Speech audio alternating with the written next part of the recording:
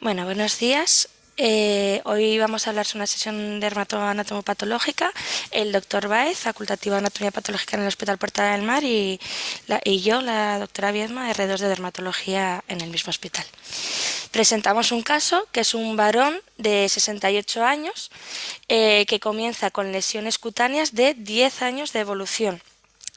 Desde hace 3 años, además, de las lesiones cutáneas empezó a presentar lesiones que afectaban a la cavidad oral, esofágica y ocular, y desde hacía un año presentaba clínicamente disfagia alta para sólidos y odinofagia. Estas son las lesiones cutáneas, que consistían en pequeñas placas eritematosas, que al principio sí que las nombraba como... Un segundito. Que al principio sí las nombraba como pruriginosas, que posteriormente aparecieron sobre ellas erosiones y luego costras, y se iban resolviendo dejando una cicatriz atrófica blanquecina, como podemos ver alrededor. Estas lesiones se localizaban en cuero cabelludo, en cara, a este nivel en mejillas y cuello, como podemos ver, dejando una cicatriz atrófica tras su resolución desde hacía 10 años, y desde hacía 3 años presentaba también lesiones a nivel de la mucosa oral con estas placas eritematosas con fondo de fibrina en su interior, que presentaba despegamiento en el caso de la mucosa del paladar, del velo de la mucosa del paladar duro. También presentaba alteraciones oculares, donde presentaba un engrosamiento de la conjuntiva tarsal y del su borde libre, junto con alguna pequeña erosión. Se había cortado el fondo de saco y llegaba a haber simbléfaron o sinequias entre la conjuntiva vulvar o esclerótica y la conjuntiva tarsal, llegando a producirle ahora pues, molestias en la visión. Como podemos ver bien, los simbléfaros. Lo encontrábamos de forma bilateral. Cuando llega a nosotros con este tiempo de evolución, solicitamos una analítica completa en el que pedimos también autoinmunidad, serología y anticuerpos antipiel. Realizamos una interconsulta digestivo, otorrino y oftalmología, y realizamos una biopsia cutánea. A nivel de la analítica salió todo normal, la bioquímica, la hematometría y la hemostasia sin alteraciones, una serología negativa y los anticuerpos, autoinmunidad y antipiel, todos ellos negativos. Cuando realizamos las interconsultas, digestivo le realiza una endoscopia donde no pueden completarla debido a que a 15 centímetros de la arcada dentaria se presenta una estenosis regular circunferencial de borde blanquecino y muy fibrótico, que no permite el paso del endoscopio. Le realizan un estudio con bario viendo el resto del esófago normal. A nivel de otorrino también le realizan una inspección donde se llegan a visualizar esas lesiones a nivel de la orofaringe y que llegan hasta incluso a afectar a la laringe en un borde lateral de la epiglotitis, con esas lesiones blanquecinas en la mucosa. Y a nivel de oftalmología visualizan ese fondo de saco acortado con esos simbléfaron y un test de Simmer muy positivo. Tenía mucha serosis y eso era lo que estaba afectando a su visión. Entonces, ahora llegamos con los resultados de anatomía patológica.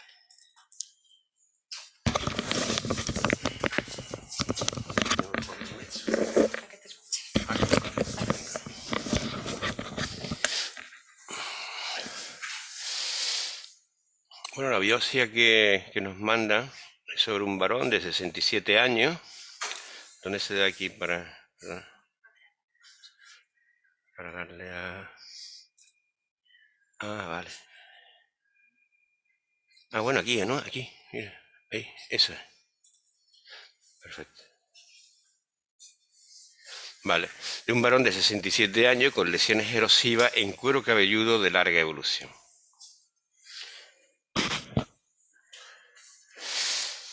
Entonces lo que recibimos, 2 punts, uno en fresco de la zona perilesional y otro punt en líquido fijado de la zona lesional, ambos de 0,4 de diámetro, centímetros de diámetro máximo por 0,6 de espesor. En el punt de la zona lesional encontramos con la matocilina eosina una lesión vesiculosa, asalto múltiple, subepidérmica.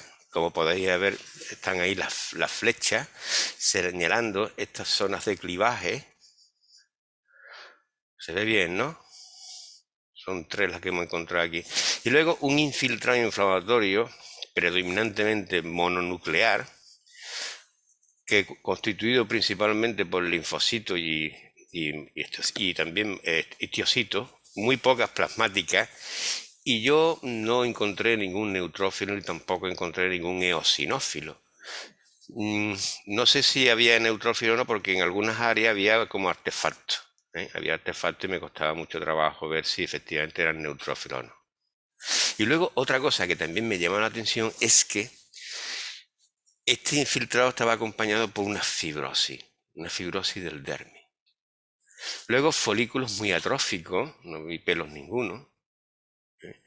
Y la característica es que no vi muy pocos eosinófilos.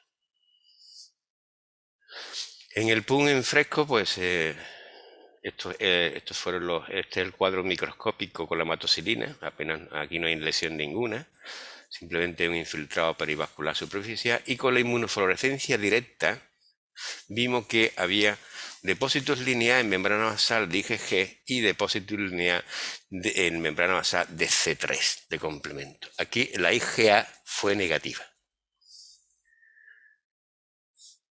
Bien, y entonces el diagnóstico que se emitió con este cuadro fue el de dermatitis vesiculosa subepidérmica con infiltrado mononuclear, fibrosis y depósitos inmunes lineales en la lámina basal dermoepidérmica de IgG y C3, compatible con pemfigoide cicatricial. Déjame hacer algunos apuntes, si no te importa, sobre el pemfigoide cicatricial. Bueno, para llegar al diagnóstico de un pemfigoide cicatricial, pues la clínica es muy importante, lógicamente. La inmunofluorescencia directa, que en este caso pues era de libro, y luego pues la imagen histológica, ¿no? La presencia de ampollas subepidérmicas. Y también el estudio de autoanticuerpo contra estructuras del complejo de adhesión, que es el hemidesmosoma, que podemos encontrar estos autoanticuerpos con los métodos de inmunofluorescencia indirecta y ELISA. Bien, el pemfigoide cicatricial, pues como todo el mundo sabe, es una lesión ampollosa, es rara, su de entrada es rara, es una lesión ampollosa crónica y autoinmune, poco frecuente, que puede producir cicatriz. Puede afectar mi piel, mucosa o ambas, como en el caso nuestro. Cuando solo afecta a las membranas mucosas, hablamos entonces de pemfigoide de las membranas mucosas. Cuando solamente compromete las membranas oculares, hablamos de pemfigoides oculares. Decir que la presencia de HLA de QB10301 es un marcador de susceptibilidad a padecer esta enfermedad. Y luego decir que todas las enfermedades pemfigoides se caracterizan por la aparición de ampollas y erosiones en la piel o en las mucosas debido a autoanticuerpos contra las proteínas estructurales de los hemidesmosomas. Estos hemidesmosomas, como sabéis, están compuestos por dos proteínas intracelulares a nivel de los queratinocitos basales, dos proteínas transmembranas, que es la B180 y la integrina alfa 6B4, y dos componentes de la matriz extracelular, como es la laminina 332 y el colágeno 7, tipo 7. Aquí tenía otro ejemplo. Lógicamente, estos autoanticuerpos van a actuar sobre estos componentes y van a desencadenar, va a activar la cascada de complemento produciendo quinasa, quimiotáxides neutrófilos con la separación dermoepidérmica. Bien, en el pemfigo cicatricial, aquí está registrado como aquí tenéis todas las variantes de enfermedades pemfigoides, pues bien, en el pemfigoide cicatricial, fijaros los autoanticuerpos primarios que se han detectado. Ahí, por ejemplo, en la adquirida bullosa, fijaros, está implicado el autoanticuerpo contra el colágeno 7. En el pemfigoide bulloso, el BP180 y el BP203, pero en el cicatricial prácticamente están implicados todos. Y luego los anticuerpos que encontramos casi siempre son IgG, pero también pueden ser IgA. En este caso, la IgA era negativa. Bien, el aspecto histopatológico del pemfigoide cicatricial es lo que habéis visto antes. una ampolla subepidérmica con un infiltrado linfocitocitario dérmico y un número variable de neutrófilos y eosinófilos. Este cuadro es inespecífico y puede observarse en otros trastornos inmunobullosos. ¿Vale? Esto puede dar en el pemphigo ampolloso, dermatosis ampollosa lineal IgA y la epidermolisis ampollosa adquirida. Luego, cuando encontramos un infiltrado mononuclear con un rico en plasmática, pues es muy típico en las biopsias de pemphigoides cicatriciales de mucosa. Y luego la fibrosis puede estar presente en las lesiones más antiguas, como es en este caso. Bueno, y la clínica pues la voy a dejar para...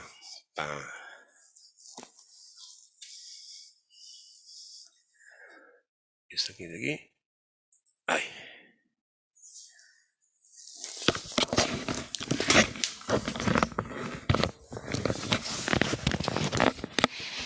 Bueno, pues tras el resultado de la anatomía patológica, nuestro paciente se diagnostica de un pemphigoide de mucosas o cicatricial que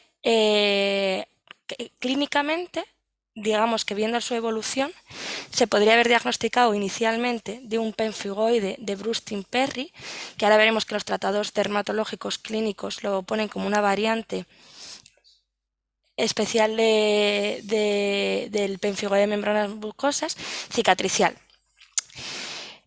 Como vemos aquí, esta es una tabla que propone el libro del Bolonia de dermatología, donde la forma de Brustin-Perry es también una variante de pemphigoide de membranas mucosas o cicatricial. El pemphigoide de Brustin-Perry se caracteriza por la aparición de estas placas eritematosas o a veces pruriginosas que se erosionan y dejan cicatriz, que característicamente va a afectar a cuero cabelludo y zonas altas. Sin embargo, es una entidad nosológica mal definida, con unas características inmunopatológicas un poco también poco definidas. Hace el mes pasado, el 20 de enero, sacaron esta revisión sistemática de características clínicas e histopatológicas del pemphigoide del Brustin-Perry para intentar definir un poquito mejor esta entidad que a veces se queda un poquito mal definida. Revisaron 63 artículos de pemphigoide de Brustin-Perry, donde se vio que la gran mayoría de los casos eran hombres varones de 60 años caucásicos, que algunos de ellos se habían relacionado con historia de neoplasia maligna y que sus desencadenantes pues eran muy parecidos a los que ya conocemos como sartanes, gliptinas, etc. A nivel cutáneo, un tercio de ellos, o casi la mitad, presentaban picor asociado, prurito, y las lesiones más frecuentes fueron esas placas erosionadas que llegaban a formar cicatrices atróficas que se distribuían de mayor a menor frecuencia desde zona más alta de la cabeza hasta zona más baja, siendo el cuero cabelludo lo más frecuentemente afectado y dentro de la cara lo más frecuente las mejillas y la frente. Hasta un 20% de los pacientes tenían implicación en la mucosa, pero siempre oral y casi siempre era después de la afectación cutánea. Lesiones de la conjuntiva ocular o genital no se describían en ninguno de estos casos. A nivel histológico, se vio que casi todas las biopsias que se cogían eran de lesiones recientemente inflamadas, por lo cual se vio muy poquita fibrosis, no eran de mucha evolución y casi todas tenían un infiltrado eosinofílico. Todas ellas presentaron un patrón lineal en su membrana nasal con depósitos de IgG y C4 y en la inmunofluorescencia indirecta o en las técnicas de ELISA se vieron como anticuerpos más frecuentemente dirigidos contra el anticuerpo del pemphigo ampolloso 180, 230 y contra la laminina 332, dando por ello un patrón un poco abigarrado cuando se hacía el salt split, en donde se separaba la membrana basal y se encontraba depósito tanto en el techo epidérmico como en el suelo dérmico. Con ello, como vemos, esta entidad es una entidad que se llega a solapar con otras enfermedades autoinmunes ampollosas como el pemphigoide de membranas o cicatricial, la epidermolisis bullosa adquirida o el propio pemphigo ampolloso. Respecto al pemphigo ampolloso es muy fácil su distinción debido a que las lesiones cutáneas van a afectar exclusivamente a las zonas altas como cabeza y cuello y no al resto del cuerpo, dejando una cicatriz raíz, que el pemfigoide ampolloso nunca daría, y a nivel de antígeno dirigidos, más restrictivo el pemfigoide ampolloso, siendo solamente contra 180 y 230 los antígenos, no encontraríamos nunca contra la menina 332, etc. Sí que es verdad que se han reportado algunos casos en los que primero se aparece un pemfigoide ampolloso con las características clínicas de pemfigoide ampolloso y que evolutivamente han llegado a evolucionar clínicamente a un Brustrin-Perry, llegando a proponerse como cambios de epítopo en su maduración o en la evolución clínica, pudiendo afectar luego a otras partes de ese hemidesmosoma, pero no se ha llegado a demostrar. En diferencia con el pemfigoide de membranas mucosas, que ahora veremos un poquito mejor, se comparten ese fenómeno cicatricial, los dos son pemfigoides cicatriciales, pero que lo más importante clínicamente, que es lo que nos va a diferenciar uno de otro del Brustrin-Perry, es que su predominio va a ser la piel y solamente un 20% de los pacientes van a tener afectación mucosa y exclusivamente oral. Y por último, en cuanto a la permidosis bullosa adquirida, pues también comparte ese fenómeno cicatricial, pero en este caso serán esas zonas acreas donde se presenta traumatismo y su epítopo clásico es el colágeno 7.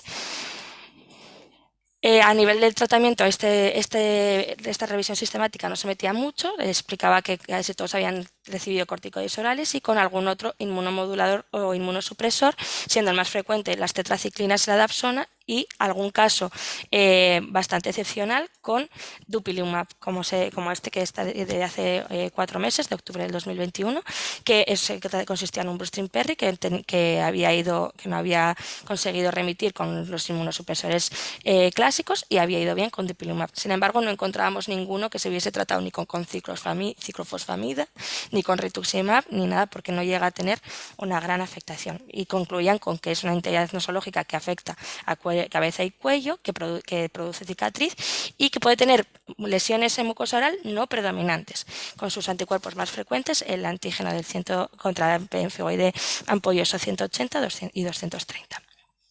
En nuestro caso, el diagnóstico es de un pemfigoide de membranas mucosas, que también se le llama pemfigoide cicatricial o antilaminina 332 o pemfigo ocular.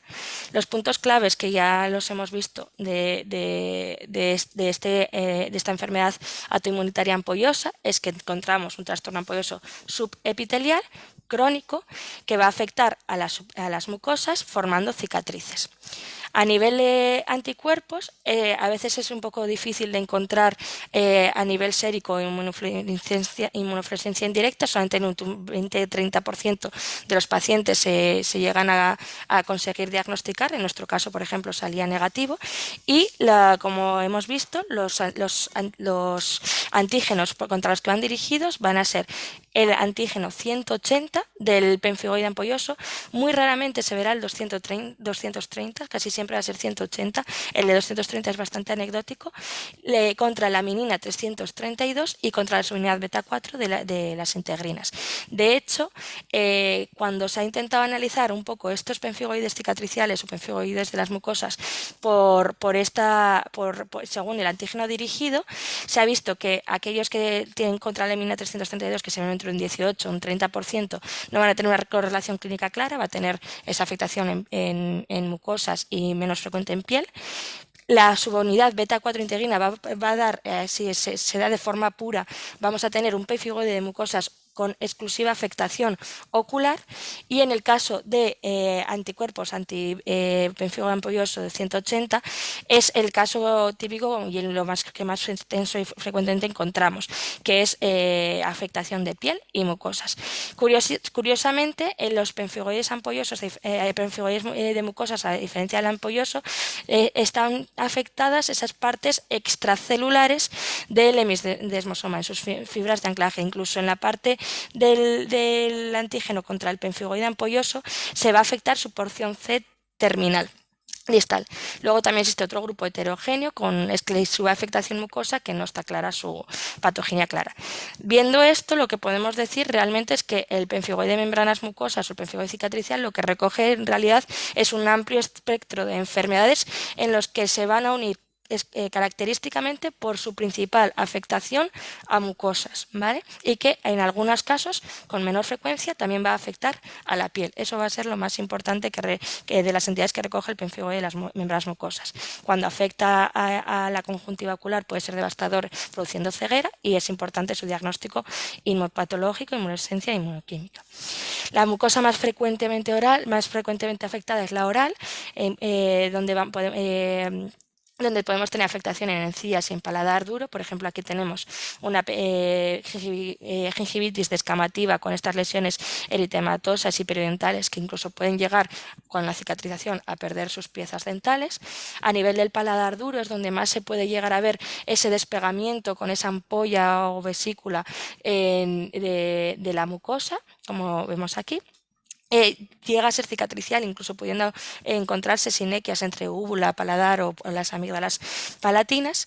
Y a nivel de la mucosa conjuntival ocular, que sería su afectación más grave, encontramos primero una conjuntivitis crónica inespecífica, en la que se va viendo cómo se va engrosando las conjuntivas tarsales y se va perdiendo ese fondo de saco conjuntival hasta llegar a formar simbléfaro o sinequias entre ambas conjuntivas.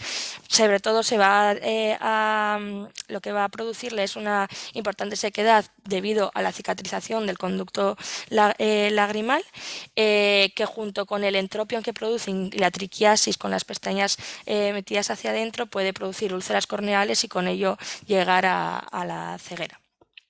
A nivel de otorrinolaringológico también podemos encontrar estas lesiones a nivel nasal, faringeo y, como hemos visto en nuestro caso, también laringe, que produciendo ronquera o afonía, que es muy importante descartar por si acaso comprometiera la vía aérea. Y a nivel esofágica también pueden aparecer esas lesiones que al principio son asintomáticas y acaban cruzando con edenofagia y produciendo incluso estenosis, como en nuestro paciente. La mucosa genital puede llegar a verse afectada en este tipo de pemfigoides, sin embargo es bastante infrecuente, y si estuviese afectada encontraríamos esas ampollas y erosiones cicatriciales que pueden dar esas adherencias, llegando a producir una estrechez del introito vaginal y adherencias de prepucio y glande. La piel, como vemos, aquí es justo al contrario. Solamente se va a ver afectada entre un 25 a un 40% de los pacientes. Y clínicamente van a recordar al pemfigoide del Brunstine-Perry, afectando cabeza, cuero cabelludo y el tronco superior, con esas placas que forman cicatriz y en un número escaso y limitado. He puesto esta tablita porque vemos que al final lo más importante es un diagnóstico y un diagnóstico diferencial clínico, en el cual en el Brunstine-Perry vamos a tener las mismas lesiones en piel que en el pemfigoide de membranas mucosas, pero en el Brunstine-Perry siempre van a estar la piel afectada y solamente un 40% de las veces vamos a encontrar afectación de mucosas exclusivamente oral, y en el caso del pemfigoide de las membranas mucosas es al revés. La mucosa es la principal afectación, siempre va a estar afecta, solamente vamos a encontrar afectación en piel un 40% de las veces y puede afectar a otros lugares de la piel, oral, conjuntival, otorrino. A nivel histológico, el Brunstine-Perry sí que suele tener más frecuentemente asociado el antígeno contra el pemfigo ampolloso 230, mientras que en el pemfigoide ampolloso, pues pemfigoide mucosas o cicatricial, vamos a tener también la subunidad beta 4 exclusiva del conjuntival y menos frecuente entre el 230, pero sería la misma histopatología. Como tratamiento, pues hace poquito también, en el año pasado en septiembre, sacaron esta guía europea para el tratamiento del pemfigoide membranoso de mucosas, donde se hacían hincapié en casos severos, que los incluían sobre todo los que tenían afectación oral, enseguida comenzar ciclos de ciclofosfamida con dapsona e incluso añadir rituximab o inmunoglobulina si su evolución no fuese la correcta. Con un grado de evidencia 4 y sobre todo dando hincapié en el inicio rápido de estos pulsos de ciclofosfamida para suspensión. De hecho, hay artículos que proponen el inicio de la ciclofosfamida sin siquiera esperar a un inicio con corticoides o unos pulsos de corticoides y luego los ciclos, sino que sin siquiera corticoides, empezar directamente la ciclofosfamida, con el que presenta una rápida eficacia y una seguridad buena.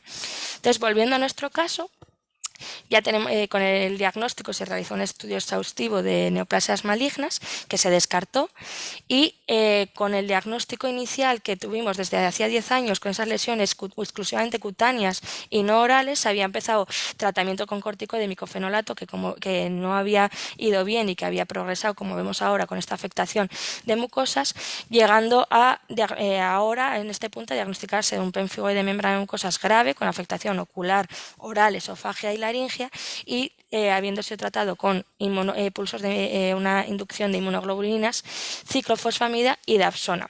Ahora veremos que ha mejorado muchísimo, pero siguen persistiendo algunas de esas lesiones, por lo que recientemente, el día 8, se ha empezado también el tratamiento con rituximab, que ha recibido ya la primera dosis, le falta una segunda dosis y veremos a ver qué tal evalúa la respuesta. Vemos como con los pulsos de ciclofosfamida a nivel cutáneo ya por fin está mejorando. Vemos cómo dejan esas cicatrices atróficas, ¿vale? Típico del pemfigoide de membrana de mucosas. A nivel de la mucosa vemos como ya los grandes despegamientos que encontrábamos pues están disminuyendo, si bien vemos que quedaba un poco de afectación. Y a nivel ocular también se veía una importante mejoría de ese simbléfaron, que quedaba un poquito aún en los fondos de saco, pero que ya no llegaba a afectar a tanta totalidad ocular. Entonces, bueno, pues para finalizar, presentamos un caso que clínicamente se presentó como compatible como un pemfigoide de Brustrin-Perry y que de repente, pues al cabo del tiempo, empezamos a encontrar una mayor afectación de mucosas predominando sobre piel, que eso ya sí que es característico del pemfigoide cicatricial o pemfigoide de las mucosas. Se trata de un cuadro clínico complejo, de difícil manejo y grave, que ha precisado ciclos de ciclofosfamida y ha mejorado, y que estamos pendientes de la evaluación de su respuesta a rituximab. Y también estamos pendientes de un envío que hemos realizado de suero congelado a Japón para su estudio de la laminina 332, integrina alfa 6 beta 4 y colágeno 7. Muchas gracias.